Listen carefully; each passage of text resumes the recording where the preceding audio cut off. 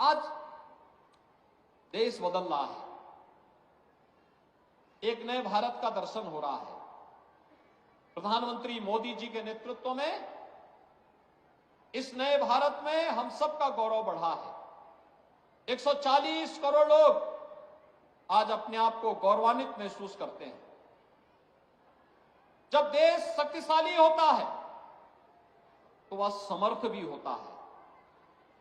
समर्थ होता है तो समृद्धि अपने आप आने लगती है, और उस समृद्धि को देखते हुए आज भारत दुनिया की 5वीं बड़ी अर्थव्यवस्था बना है। और बहुत शीघ्र 2024 में एक बार मोदी जी को फिर से देश के प्रधानमंत्री पद की कुर्सी सौंपिए, भारत दुनिया की तीसरी बड़ी अर्थव्यवस्था बनेगा। भारत का दुनिया की तीसरी बड़ी अर्थव्यवस्था बनने का मतलब हर नागरिक के जीवन में परिवर्तन होना, प्रति व्यक्ति आय बढ़ना। उत्तर प्रदेश ने पिछले 6 वर्ष में 6 करोड़ लोगों को बहुआयामी गरीबी से ऊपर उठाने का काम किया है, और पूरे देश में 24 करोड़ लोग बहुआयामी गरीबी से ऊपर उठे हैं। इस सरकार के द्वारा उठाए गए उन कदमों का परिणाम है, जिसके परिणाम स्वरूप एक गरीब को बिना किसी भेदभाव के शासन की योजना का लाभ प्राप्त हो रहा है।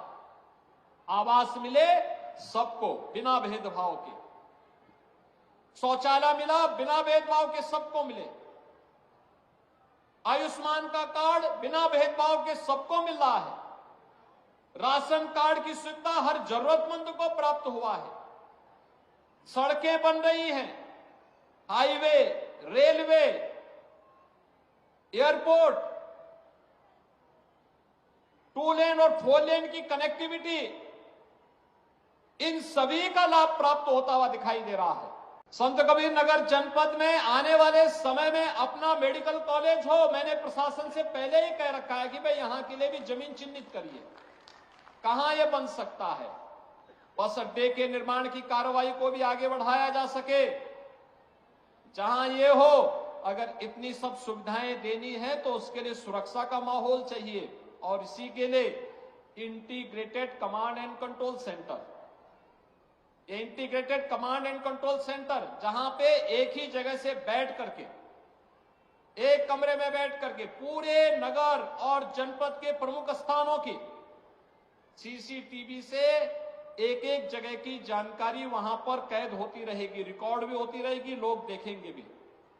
और अगर किसी ने बदमाशी करने का प्रयास किया, किसी बेटी को छेड़ने का प्रयास किया, किसी की इज्जत पे हाथ डालने का प्रयास किया, या कहीं चोरी डकैती करने का प्रयास किया, तो अगले चौराहे पे जाते जाते पुलिस उसको स्वयं दबोच देगी, भाग नहीं पाएगा, वो भाग नहीं पाएगा। एक जगह से सब कुछ वहीं से उसको पता ही नहीं लगेगा, लेकिन अगले चौराहे पर इससे पहले कि कुछ हो तब तक राम नाम सत्य है की बात सामने आ जाएगी। ये कमांड एंड कंट्रोल सेंटर एक तो सुरक्षा का बेहतर माहौल देगा, और दूसरा ट्रैफिक मैनेजमेंट के लिए। संत कबीर नगर जनपद एक नया जनपद है, एक लंबी यात्रा नहीं हुई, और इस जनपद ने अपनी यात्रा को किस तरीके से तेजी के साथ आगे बढ़ा रहा है।